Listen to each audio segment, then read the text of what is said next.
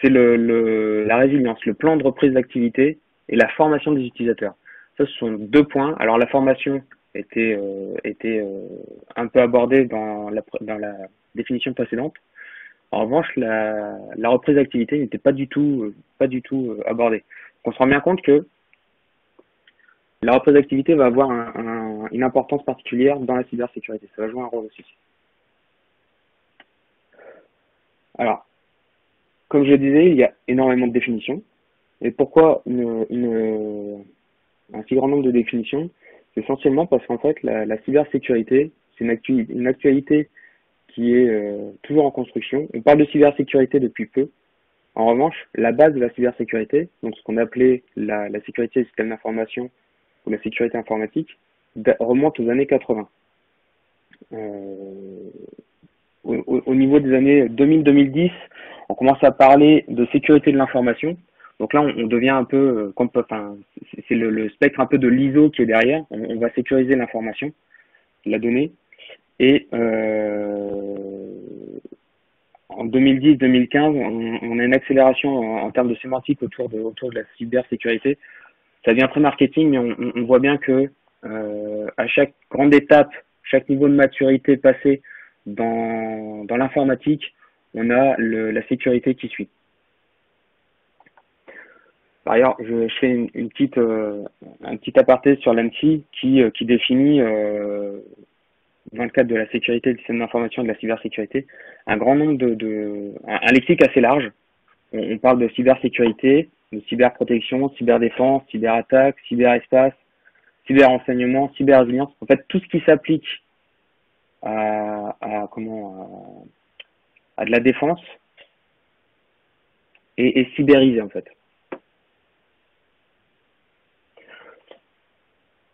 Pour bien comprendre la cybersécurité, du coup, comme on vient de le voir sur le champ lexical qui a été mis en place par l'ANSSI, on voit bien que la cybersécurité, c'est un ensemble d'éléments.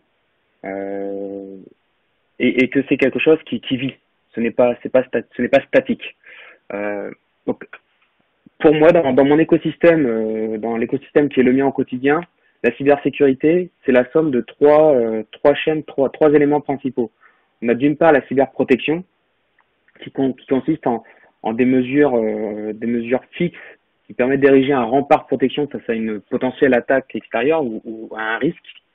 On va donc chercher à identifier des risques qui pèsent sur notre environnement ou sur notre système, et on va chercher à le protéger contre ces risques.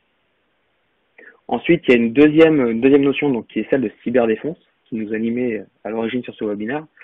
Et la cyberdéfense, la cyberdéfense doit nous permettre de détecter de potentielles attaques, une vulnérabilité qui serait exploitée, et doit nous apporter des mesures de réponse à un incident. Et cette réponse doit être adaptée à l'évolution de la menace. Donc la cyberdéfense est évolutive et elle n'est pas aussi figée que pourrait l'être la cyberprotection. Ensuite, si la cyberprotection s'est laissée déborder, que la cyberdéfense se laisse elle aussi déborder parce que l'attaque ou la menace est un peu plus complexe que ce qu'on avait anticipé, là on a la cyberrésilience qui va prendre le pas, et dans le cadre de la cyberrésilience, on prépare des mesures de rétablissement des systèmes essentiels ou des activités qui soutiennent, afin que cette activité puisse se poursuivre lorsque le système est rendu inopérant. Ensuite, on va faire du retour d'expérience sur tout ce qui s'est passé et on va chercher à améliorer les mesures mises en place par la cyberprotection, les réponses qui peuvent être apportées par la cyberdéfense, mettre à jour le plan de reprise d'activité de la cyberrésilience et ainsi de suite. Donc on voit bien que c'est quelque chose qui évolue dans les temps, qui n'est pas figé et qui répond à tout ce qui se passe dans son environnement en fait.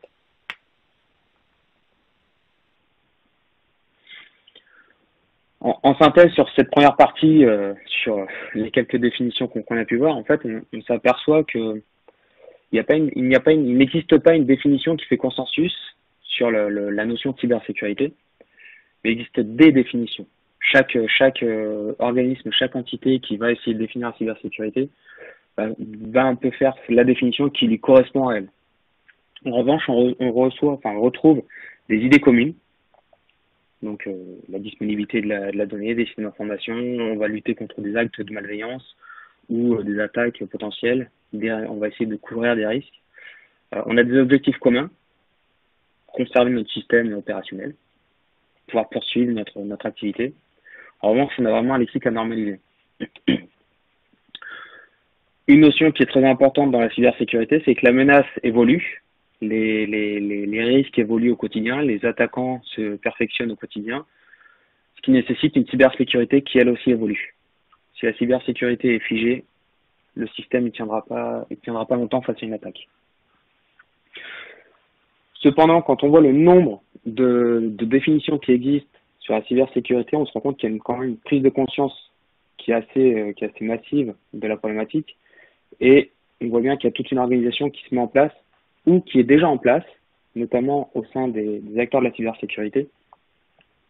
Alors, je vais vous présenter dans un premier temps des acteurs de la cybersécurité en France, au niveau de l'État, qu'est-ce qui est en place. Donc là, l'acteur principal, comme je le disais tout à l'heure, c'est l'Agence nationale de la sécurité des systèmes d'information, l'ANSSI, qui est l'autorité nationale en matière de cybersécurité.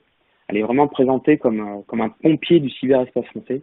Elle est chargée de prévention, y compris en matière normative. Elle délivre des agréments ou des qualifications sur des produits.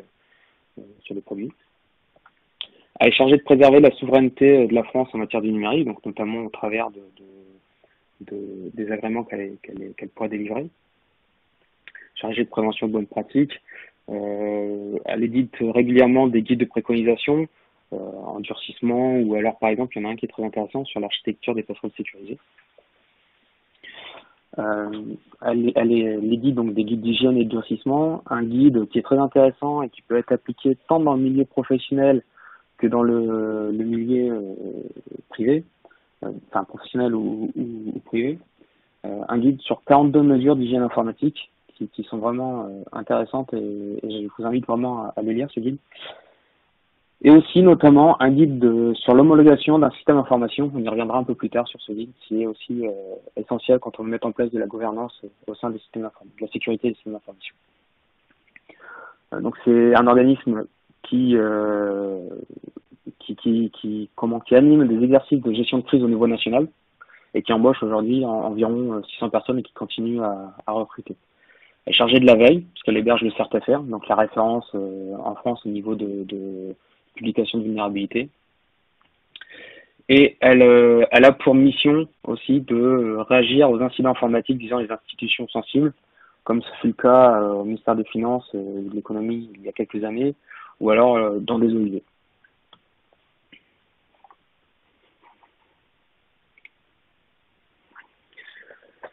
Le ministère des Armées. Alors, le ministère des Armées s'est doté en 2017 du commandement de cyberdéfense, qui est placé sous les ordres du chef d'état-major des armées. Et pourquoi le ministère des Armées s'est doté de ce commandement? C'est parce qu'il a la double mission d'assurer la protection des réseaux qui sous-tendent son action et d'intégrer le combat numérique au cœur des opérations militaires. C'est à cette fin que, afin de consolider l'action du ministère dans ce domaine, que le ComCyber a été créé. Donc la création du ComCyber s'est accompagnée de la création d'une posture permanente de cyberdéfense, c'est-à-dire que c'est une posture qui définit des moyens RH, techniques et organisationnels qui sont nécessaires à surveiller et à mener la lutte informatique défensive 24 heures sur 24, 7 jours sur 7 au profit du ministère, mais aussi en partie au niveau de l'interministériel. La posture permanente de cyberdéfense instaure aussi, officialise l'utilisation par la France de la lutte informatique offensive, la lutte informatique d'influence, en plus de la lutte informatique défensive. Alors la lutte informatique offensive, son nom est assez éloquent. La lutte informatique d'influence, c'est en fait la manipulation d'informations, un petit peu des actes de propagande. La création de ce commandement s'est suivie aussi d'un gros investissement en termes de ressources humaines, de formation, de recrutement. L'objectif était de doter de plus de 1000 cybercombattants en 2018 et à l'horizon 2025 de disposer d'une véritable petite armée de cybercombattants de 4400 personnes. Si ça vous intéresse, si servir sur les drapeaux quelques jours par année, par an vous intéresse, La réserve opérationnelle, c'est doté d'un pendant en cyber, et on a des réservistes dédiés à la cyber qui sont recrutés.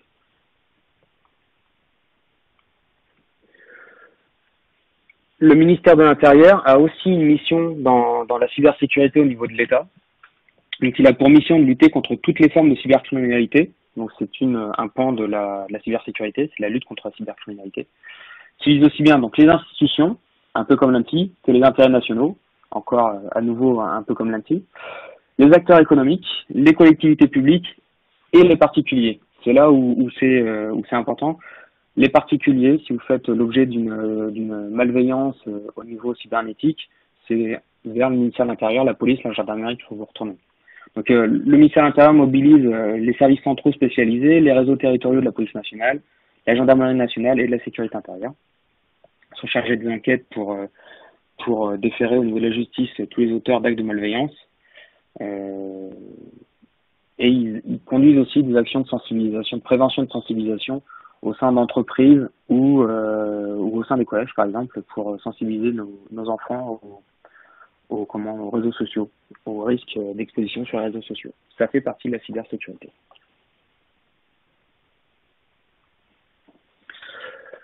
Au sein de l'entreprise, alors j'ai identifié quatre populations au sein de l'entreprise qui sont des acteurs principaux de la cybersécurité et qui doivent être clairement identifiés au sein de toute organisation. Il y en a un cinquième qui viendra par la suite, vous le verrez. Donc tout d'abord, le sponsor. Le DSI, il détient les cordons de la bourse.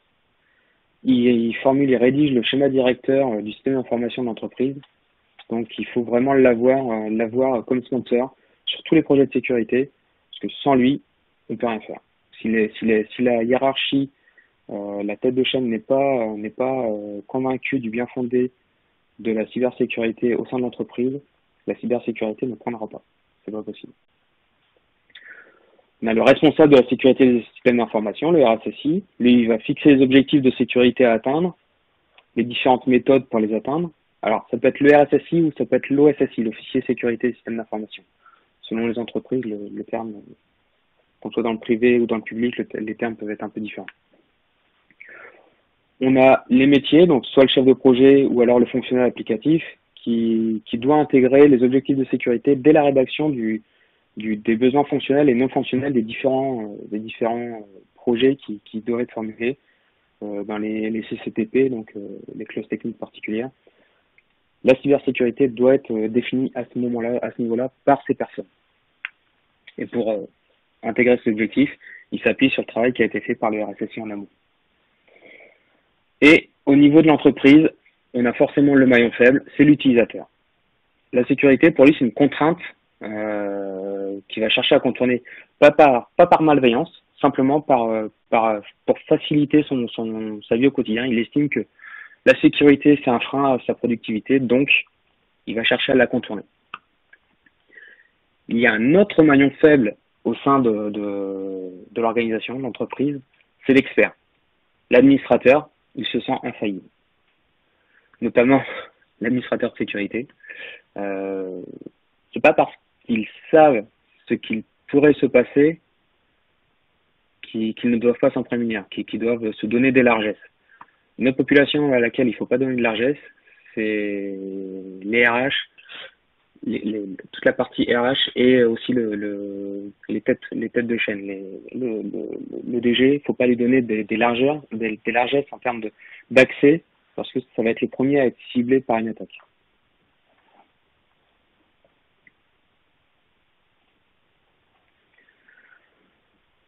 On va essayer de voir maintenant à quel moment on doit intégrer la cybersécurité au sein de l'entreprise, au sein d'un projet, essentiellement au sein d'un projet.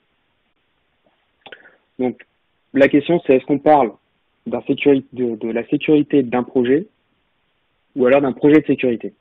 Quelle est la différence entre les deux? Alors, tout d'abord, l'ANSSI a publié le guide d'intégration de la sécurité des systèmes d'information dans les projets en 2006. Alors, il peut sembler un peu dépassé ce qui a été rédigé il y a 14 ans. En revanche, il reste totalement d'actualité. Si l'essentiel des mesures qui sont proposées dans ce guide sont appliquées au sein de la conduite de projet, on est déjà bien en termes de prise en compte de la sécurité des systèmes d'information.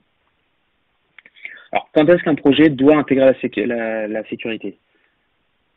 Tout d'abord, dès qu'on lance un projet, on doit lancer une analyse des risques informatiques. Quels sont les risques informatiques qui ont pesé sur l'activité qui est supportée par ceci? Donc, on va chercher à rédiger des objectifs de sécurité et un plan d'action qui est associé, qui doit être intégré dans la conduite de projet. Et surtout, un point qui fait souvent défaut, on ne doit pas oublier d'intégrer le maintien en condition de sécurité dans le budget récurrent du système, enfin de la DSI. C'est un coût, ça va de 10 à 25% du coût global initial du projet. Mais même si on a intégré la sécurité au sein du projet, qu'au moment où on le met en production, il est au top de la sécurité, si on ne fait pas de maintien en condition de sécurité tout au long de la vie du système, au bout d'un mois, 2 mois, 3 mois, il est dépassé. Donc tout l'investissement qu'on aura fait durant la phase projet pour intégrer la sécurité dans l'application ou dans le système d'information, c'est comme si rien n'avait été fait. Le MCS, c'est vraiment essentiel, c'est important. Alors, quel est le risque de ne pas aborder la sécurité des systèmes d'information dès la phase projet? En gros, si le coût d'intégration d'une nouvelle fonction dans une application, plus on est avancé dans le cycle de développement, voire dans la mise en production d'une application ou d'un système d'information, plus le coût d'intégration d'une fonction est cher, plus il est élevé. Donc, à un moment, une fois qu'on aura dépassé, qu'on sera arrivé vers la phase de mise en production, le coût d'intégration de la sécurité dans le projet sera tel qu'il devient préférable de faire un projet dédié à la sécurité. Vraiment un projet de sécurité pour compenser ce qui n'a pas été fait en amont. Alors, on peut se dire que faire un projet de sécurité, déployer un nouvel outil de sécurité qui sera chargé de protéger une nouvelle application ou un nouveau SI qui arrive en production, c'est bien parce qu'en plus on peut mutualiser avec un autre projet, peut-être. En revanche, c'est aussi, cet outil de sécurité, c'est un coût d'intégration, c'est un coût de maintien en condition de sécurité, c'est un coût en licence. Donc il faut pour moi, ça coûte beaucoup plus cher que si la sécurité avait été intégrée dès le début du projet.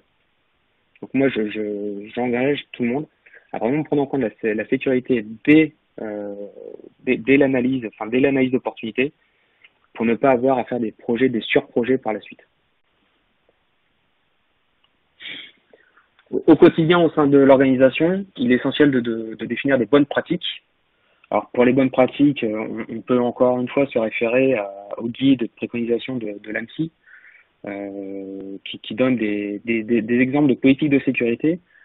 C'est la politique de sécurité des systèmes d'information, la PSSI, il y en a une au niveau de l'État, chaque ministère en a une, elles sont déclinées ensuite, mais une entreprise doit mettre en place elle aussi une politique de sécurité des systèmes d'information pour que les utilisateurs soient au courant des risques qu'ils encourent s'ils venaient à contrevenir à certaines règles élémentaires. On va définir une politique de sensibilisation, à quel moment je sensibilise mon personnel sur les risques de cybersécurité. On va on va faire une politique de contrôle, des actions de contrôle qui permettent de vérifier que la sensibilisation a vraiment porté, que la politique de sécurité est bien connue. Alors ça peut prendre plusieurs formats, ça peut être un phishing, ça peut être un questionnaire, un simple QCM pour voir si la sensibilisation a porté ses fruits ou pas. Ça peut prendre plusieurs formats. Et aussi, une chose qui est importante et qui est en plein devenir, c'est une de supervision des systèmes qu'on déploie.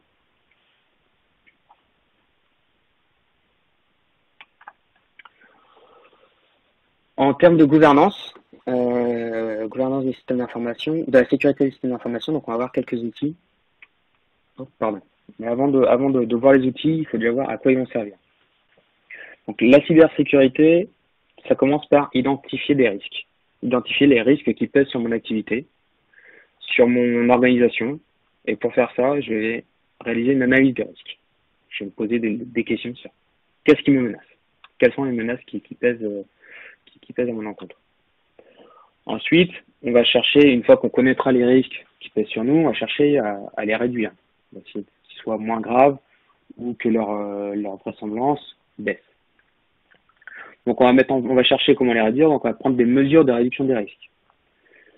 Une fois qu'on aura réduit les risques au maximum de nos capacités, nos possibilités, on va proposer à quelqu'un, une autorité de l'entreprise, un comité, d'accepter ces risques. Soit de les accepter, soit de les transférer, par exemple en contractant une assurance. Dire voilà, s'il y a ça qui se passe, bah, c'est mon assurance qui me couvre. Les dommages sont couverts par l'assurance. Et enfin, une fois qu'on aura accepté des risques, on va quand même contrôler que les risques acceptés sont bien au niveau auquel on pense et que les mesures qu'on a mises en place pour réduire les risques identifiés sont bien efficaces. Une fois qu'on aura réalisé ce contrôle, on pourra réanalyser avec, si on fait un peu de veille, les nouveaux risques, les nouvelles vulnérabilités qui ont été publiées et qui pourraient avoir un impact sur les risques qu'on a déjà identifiés, voire apporter d'autres risques. Enfin, c'est quelque chose de cyclique qui boucle et on refait toujours à peu près les 4 étapes. Donc le premier outil de la gouvernance de sécurité qui s'appuie sur le cycle que je viens de présenter, c'est l'homologation de sécurité. Son objectif, c'est de trouver un équilibre entre un risque acceptable et le coût de cette sécurisation, la sécurisation. Puis de faire arbitrer cet équilibre de manière formelle par un responsable qui a autorité pour le faire. Donc on identifie des risques, on les réduit et on les fait accepter. Donc l'homologation de sécurité est délivrée par une autorité d'homologation, par un système d'information, avant sa mise en service opérationnel. Donc, elle permet à un responsable, en s'appuyant sur l'avis d'experts, de s'informer, d'attester aux utilisateurs du système que les risques qui pèsent sur eux, sur les informations qu'ils manipulent et sur les services rendus sont connus et maîtrisés. Et surtout, elle permet d'identifier, d'atteindre et de maintenir un niveau de sécurité acceptable pour le système d'information considéré. L'analyse de risque pour une application, elle ne s'applique pas forcément à une autre application de notre environnement.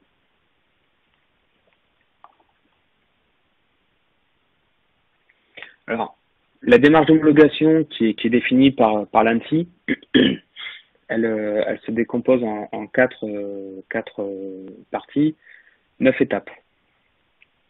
Donc, la première partie, c'est tout ce qui concerne l'organisation de la démarche d'homologation et l'environnement, l'écosystème. Déjà, je vais chercher à identifier les systèmes d'information que je dois homologuer et pourquoi. En gros, pour une entreprise, c'est si le système concourt essentiellement à soutenir l'activité qui me fait vivre, je vais chercher à réaliser une démarche d'homologation. Ensuite, on va définir le type de démarche qu'on doit adopter. Alors, l'ANSSI définit 4 types de démarches: pianissimo, la mezzo piano, la mezzo forte et la forte. En gros, le type de démarche qu'on va adopter, ce type de démarche dépend de la maturité de l'entreprise en termes de système d'information et de sécurité du système d'information. Ensuite, on va définir les acteurs de la démarche, donc l'autorité d'homologation, la personne qui va signer, qui va dire « Ok, je valide que mon système a fait l'objet d'une démarche d'homologation, j'ai bien compris les risques qui pèsent sur mon système, j'ai bien compris les mesures qui ont été mises en place, et j'ai bien compris les risques que je prends, qui sont résiduels et que je prends à publier cette application en la mettant en service opérationnel. » Le RSSI, qui lui va réaliser la démarche ou alors aider le fonctionnel à la réaliser, le chef de projet à la réaliser. On va définir on va chercher s'il y a la maîtrise d'ouvrage pour la réalisation de l'application ou pour la réalisation de la démarche. Et les clients ou toute autre personne qui pourrait intervenir dans la mise en œuvre du système d'information et du coup qui pourrait intervenir dans la démarche d'homologation. Ensuite, on va chercher comment recueillir et présenter les différentes informations nécessaires à la réalisation de la démarche. Par la suite, la deuxième partie de la démarche d'homologation, c'est la partie maîtrise des risques. Donc, on va se poser maintenant les questions sur notre système. Quels sont les risques qui pèsent sur notre système? Est-ce que, en analysant les risques, on va chercher quelles sont les mesures qui sont présentes déjà au sein de mon écosystème, de mon environnement, de mon système d'information. On va chercher à voir si la réalité de terrain correspond bien à ce qu'on a pu coucher sur papier lors de l'analyse. Donc, on va faire un audit de notre système d'information pour voir si ce qu'on pense être appliqué est vraiment appliqué et a bien l'efficacité qu'on pense. Ensuite, on va chercher à identifier des mesures complémentaires à appliquer pour atténuer encore plus le risque, pour réduire encore plus le risque. La troisième partie, c'est la prise de décision. Donc, on va présenter le dossier d'homologation à l'autorité d'homologation désignée. En gros, on va lui dire, voilà, j'ai fait la démarche comme ça, j'ai identifié, initialement, il y avait tel risque, tel risque, tel risque. On a mis en place telle mesure. On a fait un audit. L'audit a donné telle conclusion. On a pris des mesures complémentaires. Et maintenant, on a le risque résiduel. Il est à tel niveau. Est-ce que vous acceptez ce risque? Ou est-ce qu'on doit consentir encore des budgets, des finances pour sécuriser encore plus le système avant de permettre sa mise en service opérationnel? Et la quatrième étape, on a eu l'homologation, on a eu le droit d'ouvrir notre application, de la mettre en service. Comment maintenir le niveau de sécurité qui a été présenté à l'autorité d'homologation? Bien, c'est en appliquant l'amélioration continue. On va à nouveau analyser les vulnérabilités, les risques qui pèsent sur notre système. On va chercher à les réduire. On va refaire des audits. Et régulièrement, on va faire une revue du niveau de sécurité de notre système. On va le présenter à l'autorité d'homologation, qui va dire OK, le travail a été fait, je prolonge la décision d'homologation. Ou alors, si le niveau de sécurité c'est trop dégradé, on peut dire attention, là je préfère retirer mon application du service, relancer une action de sécurisation et ensuite la remettre en service opérationnel. Pour la deuxième partie qui était celle de l'analyse des risques, on va utiliser EBIOS.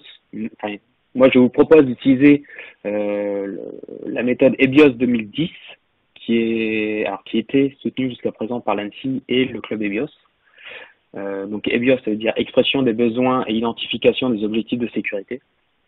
EBIOS 2010, c'est une méthode qui se décompose en 5 ateliers.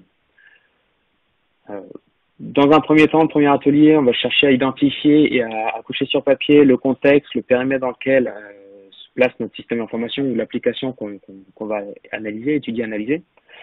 On va identifier les biens essentiels. Bien essentiel, c'est tout ce qui est immatériel, c'est le cœur de mon activité. Les biens supports sont les biens matériels, ce sont toutes les composantes matérielles sur lesquelles reposent les biens essentiels. On va identifier les sources de menaces, des liens entre les biens essentiels et les biens supports. Et on va chercher à identifier toutes les mesures qui sont existantes au sein de l'organisation. Alors, pas seulement des mesures techniques, ça peut être aussi des mesures organisationnelles, qui viennent compenser par exemple l'absence d'une mesure technique. Dans le deuxième atelier, on va travailler sur les biens essentiels. On va chercher à identifier les événements redoutés qui pèsent sur chaque bien essentiel. Donc pour chaque critère de sécurité de chaque bien essentiel, donc DICT, on va chercher à identifier le besoin de sécurité et la gravité si l'événement venait à se produire. Dans le troisième atelier, on va travailler sur les biens supports, tous les scénarios de menace. On va chercher à évaluer la vraisemblance de chaque scénario de menace sur chacun des biens supports. Dans le quatrième atelier, on va matcher tout ce qu'on a fait sur les événements redoutés, les scénarios de menace, et on va faire ce qu'on appelle vraiment l'étude des risques et la cartographie des risques. Donc on va appliquer pour chaque scénario de menace, à chaque événement redouté, et on en tire un niveau de risque brut. Voilà.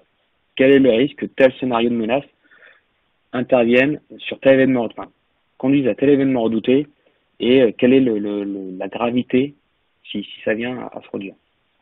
Ensuite, sur ces risques bruts, on applique des mesures de réduction des risques. Donc, toutes les mesures existantes qu'on a pu identifier dans le premier atelier, on les applique et on en tire un risque net. Ensuite, les risques nets, on va chercher à les analyser à nouveau, voir quelles mesures complémentaires pourraient être mises en œuvre, mesures techniques ou organisationnelles, quelles mesures pourraient être mises en œuvre pour en tirer un risque résiduel, pour réduire à nouveau le risque et en obtenir une cartographie des risques résiduels. Donc dans la démarche d'homologation, au moment de la commission d'homologation, lorsqu'on va présenter à l'autorité d'homologation la cartographie des risques résiduels, ce qui est bien, c'est de lui montrer l'évolution. On avait les risques bruts et maintenant on a les risques résiduels, qui voient bien le travail qui a été fait tout au long de la démarche de sécurisation de l'application ou du système. Il y a un nouvel outil d'analyse des risques qui est publié depuis à peu près 2 ans par l'ANSSI et soutenu à nouveau par Club EBIOS. C'est EBIOS RM, EBIOS Risk Manager. Alors, je ne vais pas approfondir les différents ateliers parce que j'en suis pas un grand spécialiste. Au niveau de la sémantique, on va retrouver quelques différences entre EBIOS RM et EBIOS 2010. La différence notable qu'il existe, en fait, c'est au niveau du périmètre. Là où EBIOS 2010 permettait de réaliser une analyse de risque au sein d'une organisation et prenait en compte le niveau organisationnel, le niveau technique et le niveau humain, EBIOS RM, là, ne prend en compte que les risques numériques. En revanche, ça va beaucoup plus loin qu'EBIOS 2010 dans l'analyse du risque numérique, puisque ça y intègre toutes les interactions clients, fournisseurs, prestataires. Les relations qu'on a avec ces trois populations, en fait, font peser un risque sur notre système. Et donc, EBIOS CRM définit des scénarios qui peuvent passer par nos clients ou nos fournisseurs pour atteindre notre système d'information.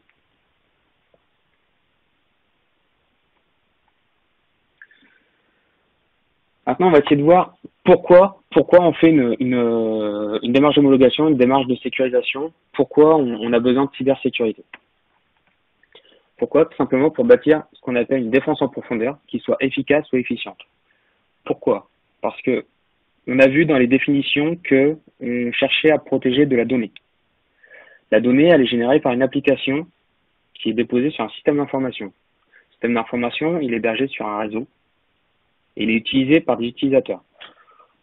Aujourd'hui, la défense en profondeur est nécessaire puisqu'on voit bien que les strates de vulnérabilité qui pèsent sur mes données, enfin de vulnérabilité qui pourraient être exploitées pour accéder à mes données, s'empilent.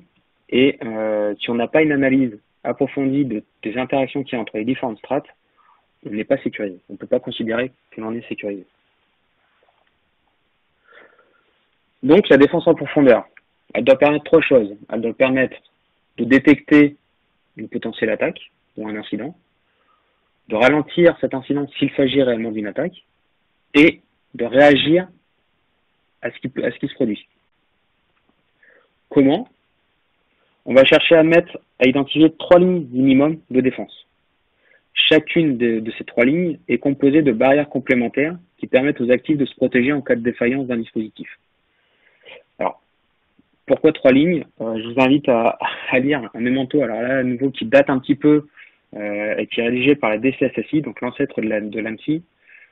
3 lignes parce que si la première ligne de défense venait à tomber sous le coup d'une attaque, et que la deuxième venait à être totalement inopérante pour une raison X ou Y, on aurait toujours la 3e ligne qui serait présente pour bloquer, en tout cas pour ralentir l'attaque en cours et nous permettre d'y réagir. Ce qu'il faut savoir, c'est que la défense en profondeur, c'est pas un empilement anarchique de mesures. On va vraiment chercher à identifier des lignes clairement positionnées pour répondre à un objectif. Quand on parle de défense en profondeur, il y a 3 notions essentielles. On parle de profondeur de l'organisation. Bien au niveau organisationnel, on va chercher à mettre en place une PSSI. Il va falloir identifier une chaîne dédiée, des procédures, des processus. En fait, dès qu'il se passe quelque chose, on doit savoir comment réagir. On doit avoir prévu, et c'est à ça que sert l'analyse des risques, s'il se passe tel événement, je dois réagir de telle façon. Ensuite, on parle de la profondeur de mise en œuvre. Là, c'est essentiellement le maintien en conditions de sécurité et le maintien en conditions opérationnelles qui œuvrent à ce niveau-là. Et enfin, on parle de profondeur dans les technologies, parce que la sécurité ne repose pas sur un seul et unique produit, ni sur une seule et unique technologie. Éventuellement, par exemple, un produit de sécurité pourrait être protégé par un autre produit de sécurité, qui le supervise, qui le contrôle. Et toute action doit avoir été prévue et doit faire l'objet d'une procédure de réaction suite à un incident. Une autre chose très importante, alors ça entraîne un coût qui n'est pas forcément négligeable, mais on considère qu'un produit n'est utilisé que pour sa fonction primaire et pas pour l'ensemble des fonctions qu'il est susceptible d'offrir.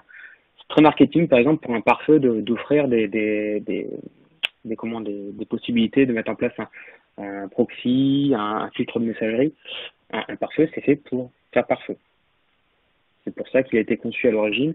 Les fonctions secondaires qui peuvent être apportées, alors c'est très bien si on peut pas financer un autre produit qui serait dédié par exemple au filtre de messagerie, pourquoi ne pas l'activer dessus? Mais ce n'est pas pour ça qu'il est fait initialement. Alors, comment on modélise la défense en profondeur? Alors, déjà, on va chercher à identifier les barrières natives, donc intrinsèques à nos différents systèmes. Ça peut être des procédures, ça peut être, par exemple, je fais des sauvegardes de mes systèmes, ça me servira pour la reconstruction de mon système s'il vient à tomber. C'est une barrière. Les ACL que je peux mettre tant au niveau réseau que sur mes pare-feux ou sur mes serveurs, ça devient aussi une barrière. Le MCS est une barrière puisque ça fait partie de la profondeur de l'organisation, de sa mise en œuvre. Donc tout ça, ce sont des mesures qu'il faut déjà identifier. Une fois qu'on a identifié ces mesures, on va chercher les barrières périmétriques. Qu'est-ce que j'ai entre mon réseau, entre moi, l'utilisateur, mon réseau, et l'extérieur, l'Internet, le monde des vilains. Donc les pare-feux, les sondes, ce genre de choses. Une fois qu'on aura identifié tous ces points sur notre cartographie de notre système, on va chercher les mesures complémentaires, des barrières complémentaires qu'on peut mettre en place. Et en fait, c'est tout simplement issu des mesures de sécurité complémentaires qu'on a pu identifier lors de l'analyse de risque BIOS 2010. Et ensuite, quatrième étape, et c'est là où EBIOS CRM, il y a 2 ans, je ne savais pas comment faire pour contrôler mes lignes de défense. Aujourd'hui, avec EBIOS CRM, c'est une méthode qui apporte cette possibilité. On peut vérifier que tous les chemins d'attaque identifiés passent bien, transitent bien par mes 3 lignes de défense identifiées. Si ce n'est pas le cas, je vais chercher à mettre en place de nouvelles barrières pour créer une nouvelle ligne de défense qui fait que chaque chemin d'attaque identifié lors de l'analyse de risque BIOS CRM passe bien par 3 lignes de défense différentes. Alors juste pour imaginer un petit peu ce sujet de la défense en profondeur, j'ai mis un schéma, un petit schéma rapide. Voilà, pour chaque composant de mon système d'information. Voilà, j'ai un hyperviseur avec 2 systèmes de serveurs virtuels dessus. J'ai du stockage, j'ai de la sauvegarde, j'ai des pare-feux, j'ai des réseaux d'admin, j'ai identifié un admin, un utilisateur. J'ai identifié mon SIEM qui me permet de faire la supervision de sécurité. Et là, je vois que j'ai listé dans les petits rectangles les différentes barrières intrinsèques qui existent sur mon système. J'ai mes barrières périmétriques avec les pare-feux d'un côté et de l'autre. Et dans un second temps, j'ai cherché à identifier des mesures complémentaires. Donc j'ai rajouté par exemple un RODC, je ne sais plus pourquoi j'avais mis un RODC là, mais j'ai un RODC, et une sonde en amont de mon pare-feu périmétrique. Et ensuite, j'ai modélisé dessus mes différentes lignes. Alors là, c'est pas très clair. Dans le premier, le cœur, j'ai mon RODC et mes pare-feux de machines virtuelles qui me servent d'ultime ligne de protection contre la compromission de mon système d'information. Dans ma deuxième ligne, j'ai des dispositifs de filtrage, donc d'entrée de site et au niveau de mon switch intermédiaire. Et enfin, ma première ligne de défense, celle qui doit me permettre de détecter qu'il se passe quelque chose ou qu'il va se passer quelque chose qui me cible. J'ai ma sonde, j'ai mon dispositif de filtrage au niveau du réseau d'admin et, important, j'ai mon SOC qui va en centralisant les logs, va pouvoir me remonter l'alerte. Attention, sur ta première ligne de défense, il se passe quelque chose.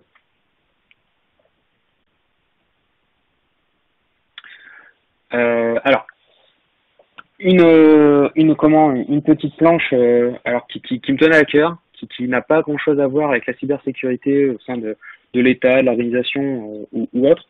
Mais je pense qu'aujourd'hui, avec la situation qu'on est en train de vivre, avec le Covid-19 et le télétravail, c'était intéressant de la mettre.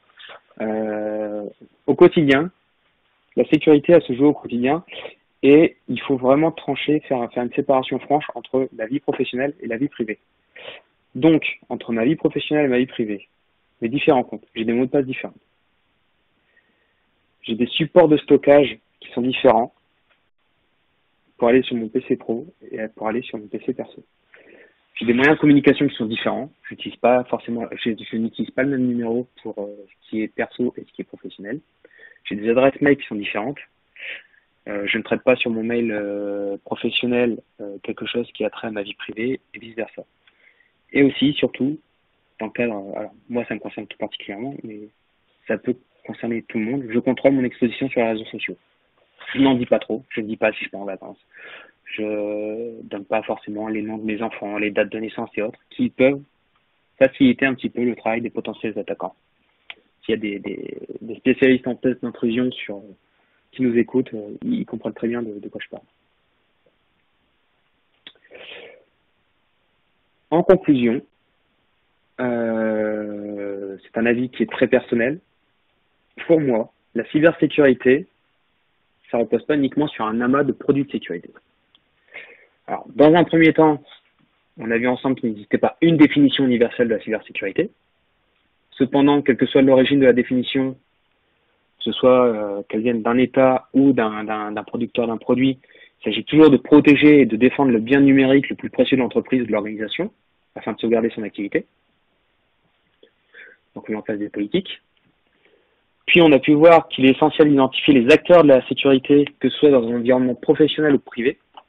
Chacun peut être la cible d'un acte de malveillance. Et donc, il est nécessaire d'y être vigilant et de savoir vers qui s'orienter lorsque cela arrive. Donc, on met en place des procédures. Ensuite, nous avons vu que mettre en place un système de gestion du risque, au travers de l'homologation par exemple, permet d'une part de protéger son SI, mais aussi et surtout son organisation. Donc, on cherche à identifier des risques. Et enfin, je vous ai proposé une méthode de modélisation et de contrôle de la défense en profondeur qui a été mise en œuvre suite à toute cette démarche d'homologation et de gouvernance.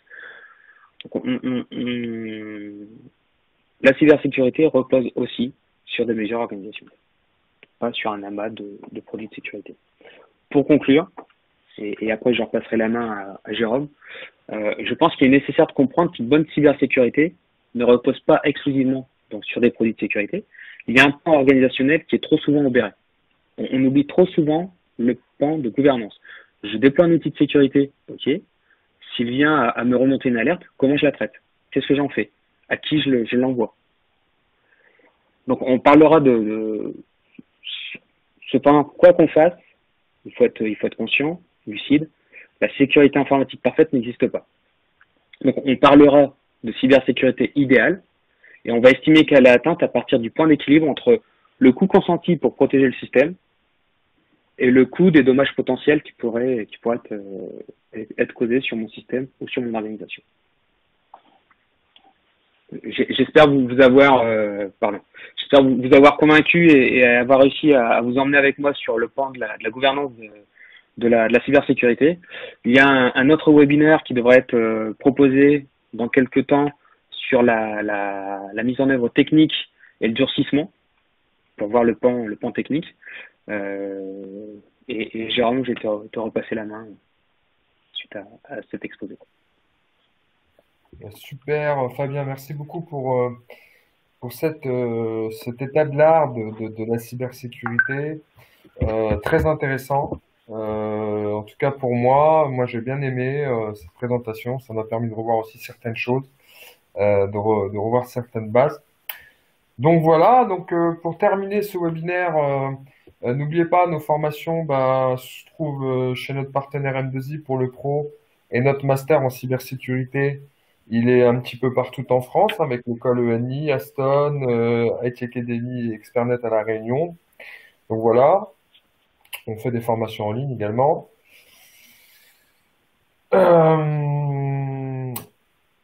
Alors, en ce qui concerne les derniers slides, voilà, donc à quoi représente? Donc, nous sommes aussi un certificateur, hein, c'est un petit peu ça notre raison de vivre, hein, c'est de pouvoir certifier des compétences. On travaille beaucoup, donc on a ce qu'on appelle des badges et bientôt quelques petites surprises, voilà. Et voilà, donc n'hésitez pas à nous suivre hein, sur les réseaux sociaux, etc. Et suivre nos prochains webinaires, donc la semaine prochaine sur le digital forensic, le malware. De la 27001, du PCA, du juridique, du DevOps. Et si ça se passe bien, nous aurons aussi d'autres invités et d'autres webinaires par la suite. Voilà. Donc, on va passer aux questions-réponses. Je pense qu'il va y avoir pas mal de questions. Donc, on va se donner une moyenne de 20 minutes et Fabien répondra à vos questions. Voilà. Donc, vos questions, il se trouve. Donc, Fabien, je te laisse hein, prendre la main sur le QA. Voilà. Et je te laisse choisir les réponses. Je ne vois pas les sources. Ok, oui, ce sont les liens. Oui, quand je disais que je donnais mes sources, ce sont les liens. Et tout ce que j'ai, toutes les définitions que j'ai données sont surtout sur Internet. Ou alors, par exemple, sur les missions des acteurs en France, on les trouve sur le site de la diplomatie, par exemple, diplomatie française.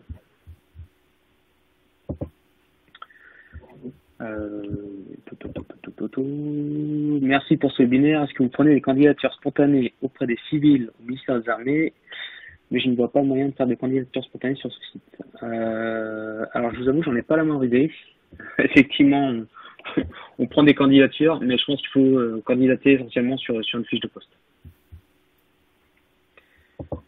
C'est aussi d'avoir ton contact. On verra ça après, je le donnerai. Par le biais de l'ESD Academy, je donnerai mon contact. Jérôme, si tu peux faire le relais. Oui, bien sûr, je le ferai. Précis et concis, je vous remercie. Bonne présentation, je vous remercie à nouveau. En fait, il n'y a pas beaucoup de questions sur la sécurité.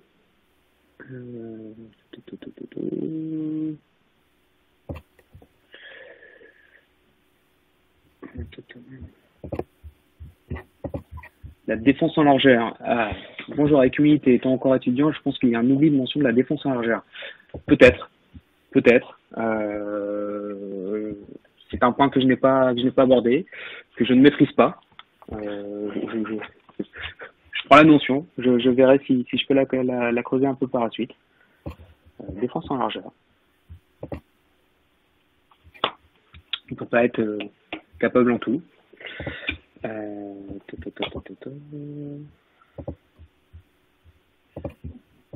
Réserve opérationnelle. Utilisez-vous une solution logicielle pour la gestion en BioCRM? Non, aujourd'hui je n'en utilise pas. Aujourd'hui on les fait à la main, ce qui est un peu complexe pour le partage de bases de connaissances, mais pour l'instant les BioCRM on le fait à la main. Alors, je me permettrai de rajouter quelque chose. Alors, pour Rebios Risk Manager, j'ai entendu parler du logiciel. Oui, alors, on arrive avec une petite surprise. Voilà. C'est ce que je vais répondre à Marc. On arrive avec une petite surprise, donc n'hésitez pas à nous suivre. Alors, je me permets, hein, Fabien, hein, je réponds à des questions. Oui. Pour Yann, pouvez-vous un webinaire explicatif? Oui, alors on est en train de préparer un webinaire avec le club EBIOS, donc n'hésitez pas aussi encore une fois à nous suivre pour voir comment ça va se dérouler.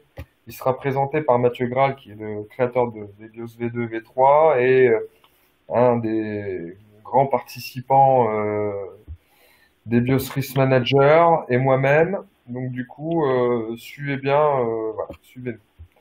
Voilà, c'est tout ce que je peux vous dire sur EBIOS Risk Manager. Il faut savoir que le SB Academy est extrêmement investi là-dedans à travers le club EBIOS. Et voilà.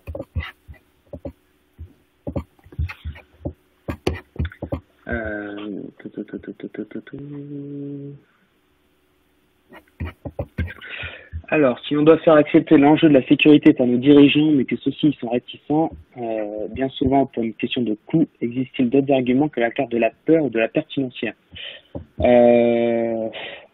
le bon sens. À- Moi, je fais souvent l'analogie avec la vie privée. À la maison, vous avez une sonnette pour alerter que quelqu'un arrive. Vous avez une porte pour l'empêcher de rentrer sans votre accord. Vous avez une alarme pour détecter qu'il est rentré. Si on ne fait pas la même chose sur notre système d'information, c'est comme si à la maison, on était porte ouverte à longueur de journée.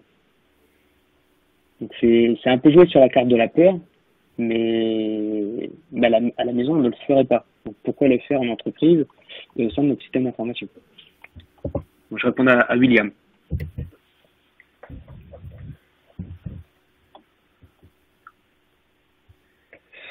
Une question très intéressante de G. Comment vous faites au quotidien pour gérer la sécurité des exigences métiers? Alors c'est très difficile à concilier. On essaie d'être le plus sécurisé possible et de faire plier un peu le métier pour accorder le moins de dérogations possible. Après, si on accorde une dérogation, il faut savoir la suivre et la limiter dans le temps. Donc, pousser le métier à faire évoluer son système, à évoluer dans ses procédures et ses méthodes pour coller au plus près de la sécurité. Et là encore, il faut vraiment du sponsor. Parce que sans sponsor, c'est compliqué. Une question très intéressante. Alors là, on rentre un peu sur la question un peu technique. En termes de visibilité des attaques, vous limitez-vous au CIEM ou intégrez-vous aussi de la capture du trafic réseau? La sécurité, elle se fait à tous les niveaux, des couches hautes et des couches basses. Donc on ne se limite pas au CIEM. Là, je présentais un CIEM parce que c'est une capture. Enfin, c'est pas un schéma du ministère là. C'est un schéma qui m'est très personnel que j'ai utilisé pour une étude qui m'est propre. Et faut pas tirer de conclusion de ce que j'ai présenté là dans mon schéma, dans ma modélisation de la défense en profondeur. Faut pas en tirer de conclusion sur ce qui est fait au ministère des Armées.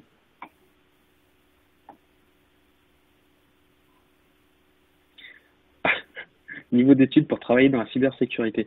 Elle est intéressante cette question, c'est Fabien qui la pose. Pour moi, il n'y a pas de niveau d'études minimum nécessaire pour travailler dans la cybersécurité.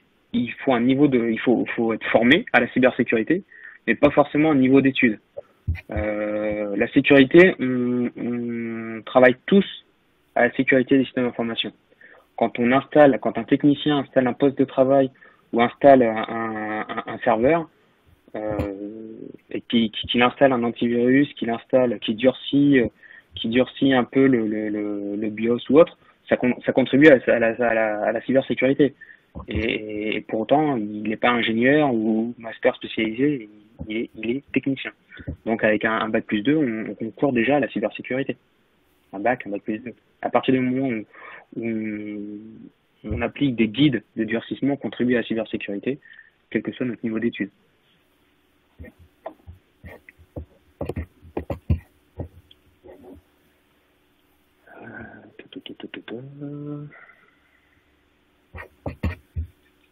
Si tu vois des questions intéressantes, Oui, Jérôme, n'hésite pas à me le dire.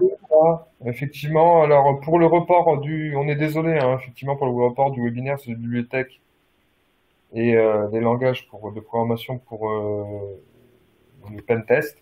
Ça sera après notre série de webinaires et je vous rappelle le dernier sera mi-juin, donc on peut estimer fin juin. Fin juin, donc pareil, restez informés. On est en train de travailler, hein, il y avait déjà un programme de fait, mais bon, pour certaines circonstances logistiques, on a dû annuler. Mais voilà. Alors, Jérôme, sans faire la pub, tu sais qu'RSA Archer, un cours de labellisation, oui, je sais, parce que j'ai participé à leur audit. Julien, d'ailleurs, je pense, qui posait cette question. Donc, je sais, il y a IBM, etc. Il faut savoir qu'il y a déjà Egeri et Alphartech qui sont labellisés. Merci, je voudrais savoir quelles compétences. Voilà. Le croisement entre poste bureautique et un poste administrateur peut faire sur la même machine. Alors, bonne question. Le cloisonnement entre un poste bureautique et un poste administrateur.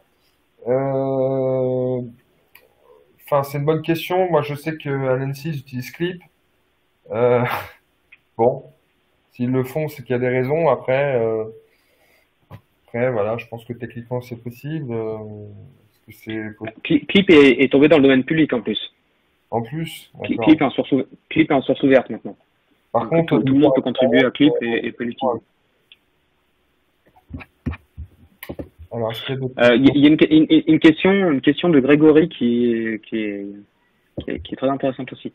Ma question concerne surtout un sujet dont on parle assez rarement, l'anticipation des risques inconnus. Ouais. C'est assez difficile d'anticiper quelque chose qui est inconnu. Mais Ah, comme dans tous oui. les systèmes de sécurité, qu'ils soient cyber ou non, les attaquants ont constamment un train d'avance sur les organismes de défense. Nous avons trouvé une belle solution en cybersécurité avec les bug bounty. Malheureusement, cette solution est très coûteuse dans la majorité des cas. Quelle solution les entreprises de taille modeste pour se prémunir de ces risques? Et honnêtement, une entreprise de taille modeste, hormis faire une veille sur tout ce qui est publié par les organismes de veille, tu peux pas. Euh, non, tu peux pas faire du bug bounty, faire du test d'intrusion si tu n'as pas les moyens, c'est compliqué. Tu peux juste faire en sorte d'être abonné à des flux RSS et appliquer, faire une analyse rapide de tout ce qui est publié et tout ce qui te concerne, faire en sorte de corriger de suite. C'est la seule chose que Alors, tu peux faire. avec les Zero Trust et peut-être les plateformes de service, peut-être qu'un jour on verra la CTI as a service pas cher et il y aura quelque chose là-dessus, mais on n'est pas dans ce monde-là encore. Mais ça va vite, hein. Euh, Bonjour, merci pour la. Alors Dominique qui remercie pour la présentation, euh, sympathique. Alors, je voudrais savoir quelles compétences il faut pour faire de la cybersécurité. Euh, ça dépend à quel niveau tu veux intégrer la cybersécurité. Si tu veux faire de la gouvernance, vraiment, tu peux. Il y a différents métiers dans la cybersécurité. Il y a l'audit, il y a l'audit d'organisation, il y a l'audit technique, de pen test, un test d'intrusion. Il y a la rédaction de documentation de procédure. Euh, tu peux être certifié ISO pour faire du SMSI. Euh, tes compétences techniques pour mettre en œuvre du durcissement. Tout dépend ce vers quoi tu veux t'orienter. Il n'y a pas de compétences génériques, hormis du bon sens. Déjà, t'armer de bon sens, c'est déjà pas mal. Et après, tu peux te spécialiser dans la branche de la cyber qui t'intéresse et qui est peut-être le plus proche de ce que tu fais déjà aujourd'hui en informatique.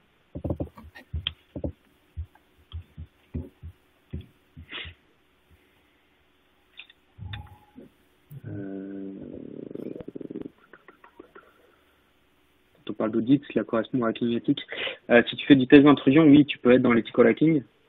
Si on parle d'audit d'organisation ou d'audit technique, c'est pas chercher à rentrer sur le système, c'est chercher ce qui pourrait permettre à d'autres d'y rentrer.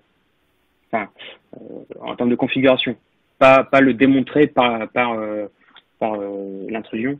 Seulement dire voilà, là il y a un défaut de configuration qui fait que vous ouvrez tel port ou tel service qui pourrait permettre un cœur de rentrée. Mais l'ethical hacking, c'est le test, c'est juste le point de test d'intrusion. Voir scan de vulnérabilité pour expliquer comment pourrait être exploitée telle ou telle vulnérabilité. Les organismes de veille qu'on suit le plus, alors nous on a le CALID qui est une unité du ComCyber qui republie, qui fait une analyse un peu interne des publications du CERT-FR, essentiellement.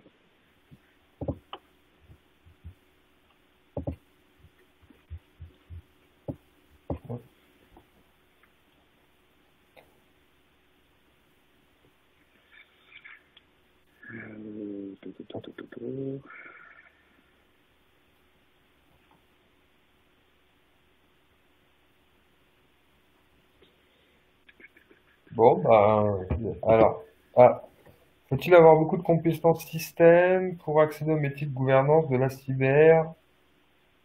Ben, c'est Aubin, il me semble. Des compétences système pour accéder au métier de la gouvernance. Alors, ça, c'est un débat. Alors, Alors, à mon avis, hein, pas dire que En fait, il y a deux écoles. Il y a l'école, en gros, il faut mieux pas avoir de technique, puisque on estime que la technique, ça t'emmène à évaluer la vraisemblance des risques à la hausse. C'est un peu le défaut hein, qu'on peut retrouver, c'est vrai, je sais pas. Et ça, c'était à l'époque, on faisait une analyse de risque un peu tout seul dans son coin, et qu'on allait, je dirais, interviewer les personnes. Et il y a maintenant un peu, on va dire, la version 2.0 où on s'axe plus sur les risques cyber, hein, en l'occurrence, j'introduis RM, où là, c'est plutôt, on marche par atelier, on n'a pas trop le choix. Donc, effectivement, d'avoir quand même, même en tant que risk manager, enfin, un support technique derrière, ça peut aider. Parce que on va pouvoir parler un peu à tout le monde, même si on n'est pas un expert en CTI, en pen test, bah, on va pouvoir quand même comprendre ce qui se passe à l'atelier 4. Pareil sur tout ce qui est conformité, etc. Donc moi, je serais d'avis à avoir un socle technique, c'est pas mal. C'est ce qu'on fait sur notre master d'ailleurs. On fait la technique avant de passer à la gouvernance, même s'il est très axé à la gouvernance.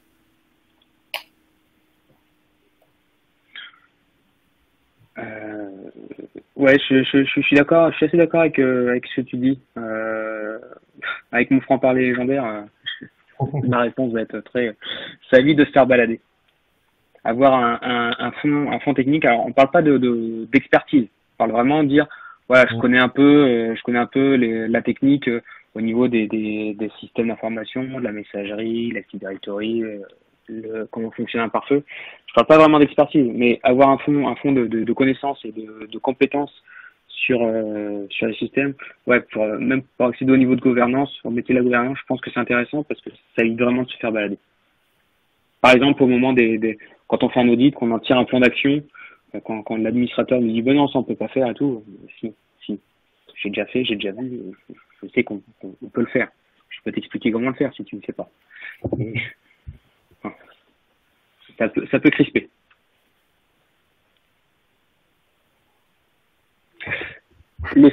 Alors pour faire la veille, c'est le CERT FR.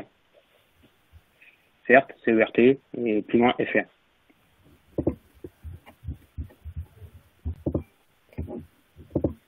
Et pour le replay, il faut voir avec Jérôme. Jérôme, le replay, Oui, tu le mettras replay, dispo. ce soir ou demain, comme d'habitude sur notre chaîne YouTube, et envoyé à tous les participants qui sont inscrits ici sur le webinaire. Donc n'hésitez pas encore une fois à nous suivre. Vous avez les autres replays, hein, état de l'art d'un test d'intrusion, nomadisme numérique, voilà, et tous les autres webinaires qu'on a pu faire.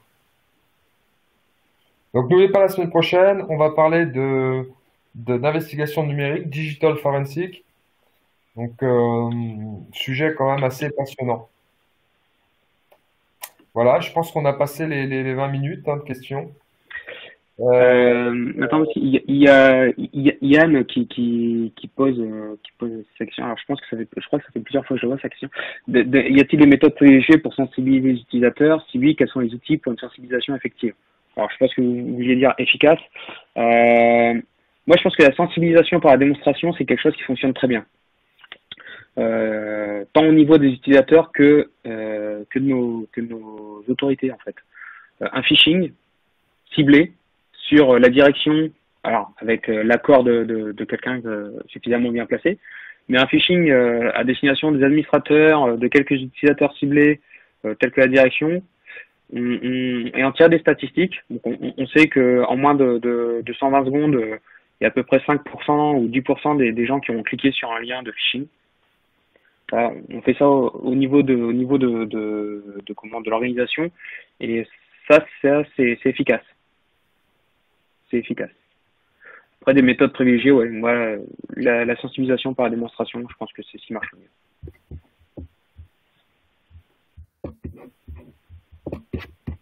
Alors, je vais envoyer le lien de notre webinaire. Hop, c'est vrai que je ne l'ai pas mis sur le webinaire. J'aurais dû mettre ça. Je pense que c'est pas mal. Tiens, Jérôme, est-il pertinent de faire une analyse EBIOS CRM, enfin EBIOS 2010 et EBIOS CRM sur chaque nouvelle application ou projet? Alors, je comprends pas, c'est faire les deux sur la même, ou on fait une pour tout On tout doit, système. On doit s'adapter pour éviter les blocages et l'utilisation des ressources trop intensives. Non, l'une ou l'autre. Ah oui, d'accord. Ok. Est-ce que ouais, c'est un peu c'est la bonne question, tu sais, de ce que vous faites là, l'homologation, quoi. Je pense que c'est ça qui va introduire. Alors, si c'est ça, faire une analyse de risque, c'est intéressant d'en faire un peu de haut niveau sur le système d'information global. Après, sur chaque application, c'est ce que je disais, on va chercher à définir quelle application je dois je dois homologuer. Quelles sont les applications que je dois homologuer? C'est essentiellement celles qui concourent directement à ma survie, enfin à la survie de mon entreprise, celles qui me font vivre. Le système d'information de production, celui-là, je vais l'analyser, je vais vraiment faire en sorte que ce système soit solide, robuste et en faire une analyse. Après, si j'ai des systèmes un peu annexes, mais qui concourent pas, ou alors pour lesquels j'ai déjà un plan de reprise, où je sais que pour mon activité, par exemple, je peux m'en passer, parce que j'ai d'autres, je peux le faire à la main ou autre, je vais pas m'engager dans une démarche qui est aussi coûteuse, même si ce serait vertueux de le faire. Je ne veux pas m'engager dedans.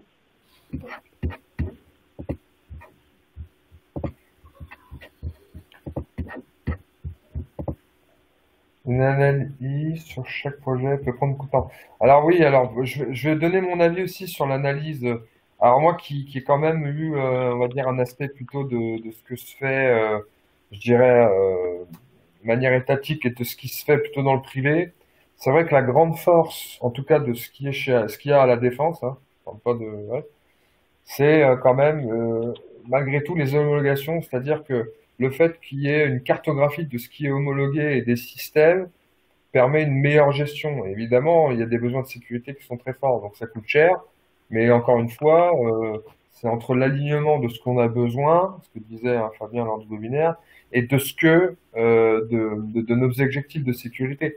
Donc en fait, si on a des objectifs de sécurité qui sont forts, bah faut mettre les finances derrière, ou sinon, ben on n'y arrivera jamais. Donc en fait, ça dépend. Hein, c'est là l'intérêt aussi de l'analyse de risque.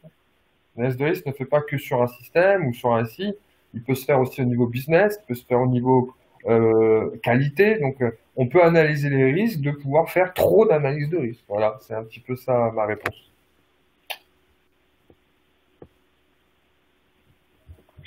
Alors, pour approfondir encore un petit peu, je pense que dans un premier temps, déjà faire une analyse BIOS 2010 qui permet de déjà voir les risques qui pèsent sur l'organisation sans aller voir chez les clients, fournisseurs, prestataires, c'est déjà pas mal. Ensuite, une fois qu'on a un niveau de maturité qui est déjà bien ancré et que c'est rentré dans les mœurs d'appliquer tous les guides de recommandation, de durcissement et autres de l'ANSI, on peut passer sur de la BIOS-CRM. C'est un avis qui est très personnel, mais je pense que le postulat de départ des BIOS-CRM, c'est j'ai appliqué tous les guides de durcissement, je suis béton là-dessus, et ensuite je vais passer la step différente en travaillant avec quelqu'un qui est rompu à l'exercice du test d'intrusion pour déjà définir les scénarios d'attaque. Ça, effectivement, c'est un avis à toi. Hein. Parce que là, l'ANSI ne sera pas Oui. d'accord. Non, je suis d'accord, c'est mon avis. Oui, oui, non, c'est normal. De toute façon, on va faire un webinaire. Hein. Je pense que les bios, ça a été, c'est sympathique parce qu'on se rend compte à quel point il y a quand même des questions sur les BIOS Risk Manager. Suivez-nous. Webinaire EBIOS Risk Manager Club EBIOS bientôt. Ça va être sympathique. On a Mathieu quand même qui est un invité de marque et quelqu'un d'extrêmement brillant. Donc n'hésitez pas à nous suivre et vous allez voir, ça va se faire là. Je vous donne pas la date tout de suite, mais dans très rapidement. Ben voilà, messieurs, je pense que c'est fini. On arrive sur les 20 minutes. Je remercie tout le monde d'avoir participé. C'était très sympa et je remercie surtout Fabien de nous avoir fait ce beau webinaire. Il a pris le temps de le faire. Il a vraiment mis le paquet. Très chouette. Et bah, très vite hein, pour prochains épisodes. Voilà. Merci Fabien. Je t'en prie, merci à toi. Très bonne journée à tous.